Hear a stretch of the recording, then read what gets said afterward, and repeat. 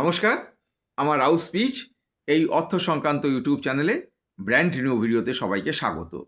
আমি একজন financial advisor, mutual fund distributor এবং এক্স ব্যাংক অফিসার।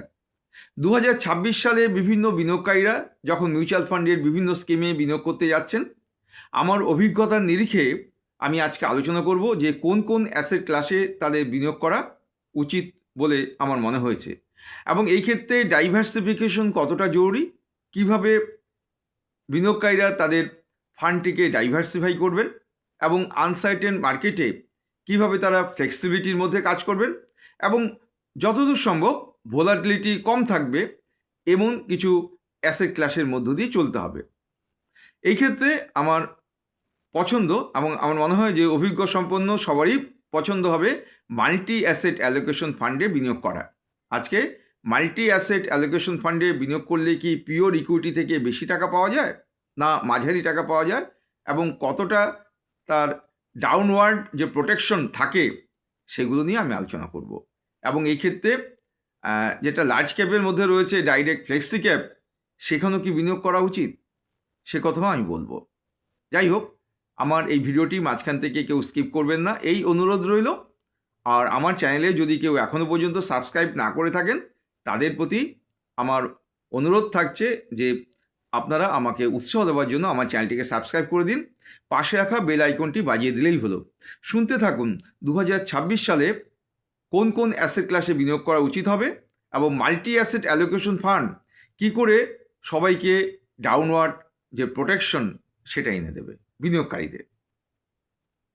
বাজার বিশ্লেষণ করে দেখা যাচ্ছে যে 2024 সালের অক্টোবর মাস থেকে আজ পর্যন্ত ইকুইটি বা শেয়ার মার্কেটে কিন্তু কারেকশন চলছে।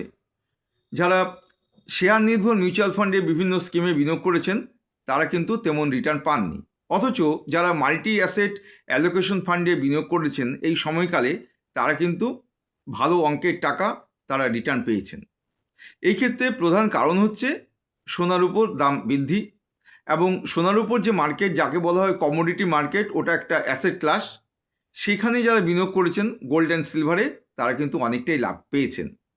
মাল্টি অ্যাসেট অ্যালোকেশন ফান্ডে যারা বিনিয়োগ করেছেন তাদের ক্ষেত্রে অন্তত 3টি যে অ্যাসেট ক্লাস রয়েছে সেখানে 10%-এর বেশি বিনিয়োগ করতে হয়, সেই কারণে তারা কিন্তু মাল্টি অ্যাসেট অ্যালোকেশন ফান্ডে বেশি লাভ পেয়েছেন। এবং দেখা যাচ্ছে যে অন্যান্য যে অ্যাসেট ক্লাসগুলো রয়েছে ইকুইটি বাদে, ইকুইটি মানে স্টক শেয়ার মার্কেটে বিনিয়োগ, সেখানে বাদে যে বাকিগুলো রয়েছে, যেমন রয়েছে আমরা দেখতে পাচ্ছি ডেট মার্কেট। ডেট মার্কেটে সেখানে বিনিয়োগ করা হয়েছে। ডেট মার্কেটে যদি 364 দিন পর্যন্ত বিনিয়োগ করা হয়, মানি মার্কেট সেখানে বিনিয়োগ করা হয়েছে, যেমন কমার্শিয়াল পেপার রয়েছে, সার্টিফিকেট অফ ডিপোজিট সেখানে বিনিয়োগ করেছে, বন্ডে বিনিয়োগ করেছে ফান্ড ম্যানেজাররা। সেখান থেকে কিন্তু অনেক সময় তারা ডাবল ডিজিটের তারা কিন্তু রিটার্ন পেয়েছেন এই সময়কালে। আরেকটি জায়গা রয়েছে যেটা বললাম গোল্ড অ্যান্ড সিলভার মেটালের জায়গা, কমোডিটি মার্কেট, সেখানে বিনিয়োগ করেছেন। আরেকটি রয়েছে রিয়েল এস্টেট। রিয়েল এস্টেটে বিনিয়োগ করলে এখন তেমন লাভ না হলেও মোটামুটি দেখা যাচ্ছে যে 7-8% তো লাভ হচ্ছেই। সেইভাবে ফান্ড ম্যানেজাররা তাদের অভিজ্ঞতা নিয়ে বিনিয়োগ করছেন। আরেকটি জায়গা রয়েছে সেটা হচ্ছে ইন্টারন্যাশনাল মার্কেট। ইন্টারন্যাশনাল যে ইকুইটি মার্কেট রয়েছে সেখানে পজিটিভ ব্যাপার দেখা গেছে, এবং সেখানে কমোডিটি মার্কেটও তো আরও বেশি রিটার্ন পাওয়া গেছে। মোটের ওপর 3টি অ্যাসেট ক্লাসে বেশি জায়গায় বিনিয়োগ করার ফলে কিন্তু মাল্টি অ্যাসেট অ্যালোকেশন ফান্ডে লাভ এসছে। মাল্টি অ্যাসেট অ্যালোকেশন ফান্ডে বিনিয়োগের অর্থই হচ্ছে একের বেশি অ্যাসেট ক্লাসে বিনিয়োগ করা, এবং তার ফলে ঝুঁকি বা রিস্ক অনেকটাই স্প্রেড আউট হয়ে যায়, মিটিগেটেড হয়ে যায়। এবং দেখা যায় যে স্টক বা শেয়ার মার্কেট যখন ফল করে যায় তখন কিন্তু কমোডিটি মার্কেট হাই হয়ে যায়, এবং তার ফলে যারা মাল্টি অ্যাসেট অ্যালোকেশন ফান্ডে বিনিয়োগ করেন তারা কিন্তু কমোডিটি মার্কেটের যে দাম বাড়ছে তখন তার সুবিধাটা পান যখন স্টক মার্কেট ডাউন হয়ে যায়। এখন দেখতে পাচ্ছেন গত 17-18 মাস ধরে গোল্ড অ্যান্ড সিলভার মার্কেট অনেকটাই তেতে আছে, এবং দেখা যায় বন্ড মার্কেটও কিন্তু অনেকটাই তেতে যায় যখন স্টক মার্কেট ডাউন হয়ে যায়। আরেকটি বিষয় হচ্ছে যখন ইন্টারেস্ট রেট ফল করে যায় তখন কিন্তু ডেট মার্কেট তারা কিন্তু ভালো পারফর্ম করে, এবং সেটা এখন দেখা যাচ্ছে। ফলে দেখা যায় যে এই ব্যালেন্সিংয়ের ফলে যে বিভিন্ন অ্যাসেট ক্লাসে বিনিয়োগ করা হচ্ছে, এই ব্যালেন্সিংয়ের ফলে পোর্টফোলিও সেটাও কিন্তু ওভারঅল একটা ব্যালেন্সিং হয়ে যায় এবং রিটার্ন কিন্তু ভালোই আসতে শুরু করে। যেটা মাল্টি অ্যাসেট অ্যালোকেশন ফান্ডে আমরা দেখছি যে 25%-এর বেশি কিন্তু রিটার্ন পাওয়া যাচ্ছে বর্তমানে। বিভিন্ন পলিটিক্যাল টেনশন এবং ইকোনমিক টেনশন সারা পৃথিবী জুড়েই কিন্তু বৃদ্ধি পাচ্ছে এবং তার ফলে দেখা যাচ্ছে যে বিভিন্ন কোম্পানির শেয়ারের দাম যখন বাড়ছে, কোম্পানি ভালো ফাংশন করছে, তখন তার এফেক্ট কিন্তু শেয়ার বাজারের ইন্ডেক্সের মধ্যে পড়ছে না। কারণ তখন বাজারে সেন্টিমেন্ট চলে আসছে, হয়তো দেখা যাচ্ছে যে তখন কোনো জিও পলিটিক্যাল কারণ তখন সারা বিশ্বে ছেয়ে ফেলছে।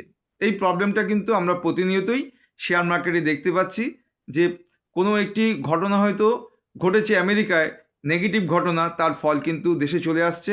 এবং আমরা রিসেন্টলি দেখলাম যে বাংলাদেশে যে ইলেকশন হলো তার কোনো প্রতিফলন কিন্তু আমাদের দেশের শেয়ার মার্কেটে পড়লো না।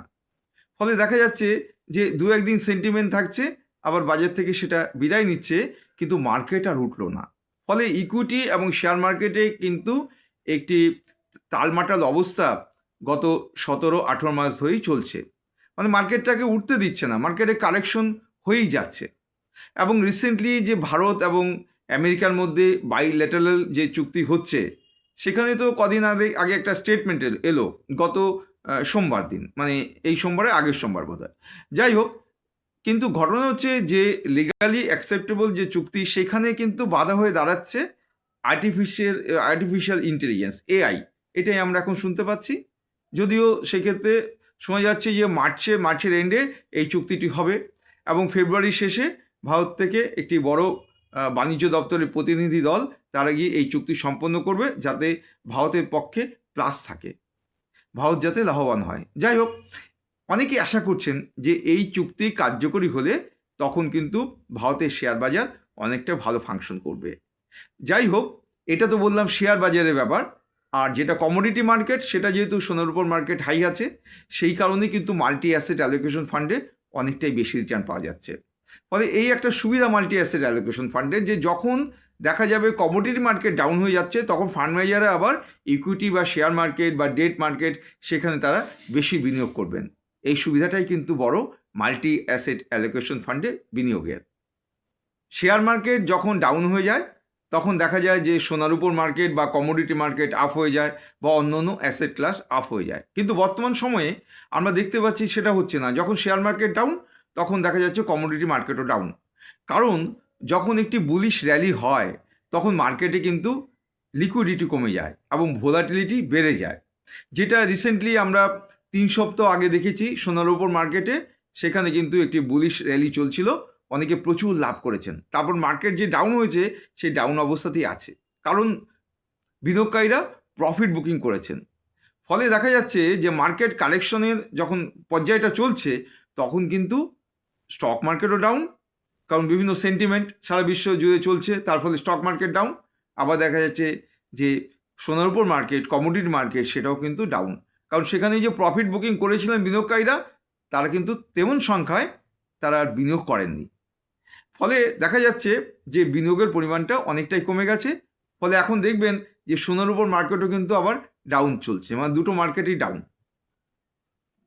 ম্যাক্সিমাম হাই রিটার্ন পেতে চাইলে পিওর ইকুইটির ইনভেস্টরদের কিন্তু খুবই অ্যাগ্রেসিভ হতে হবে বর্তমান মার্কেটে।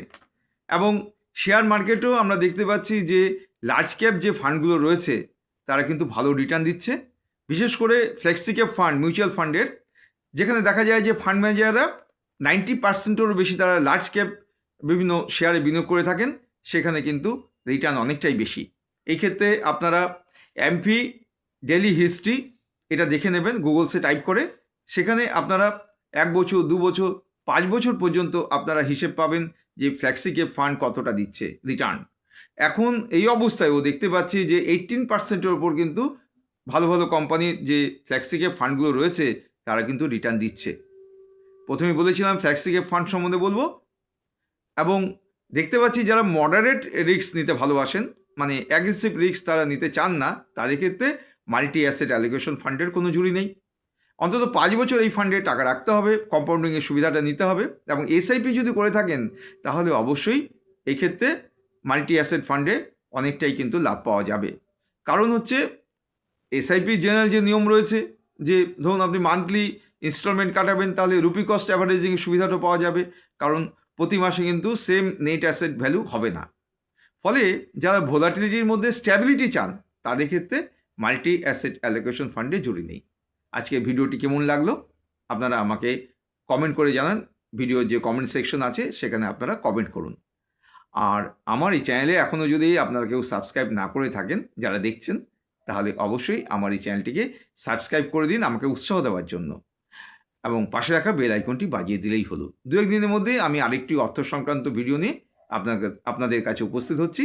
আপনারা ভালো থাকুন, সুস্থ থাকুন।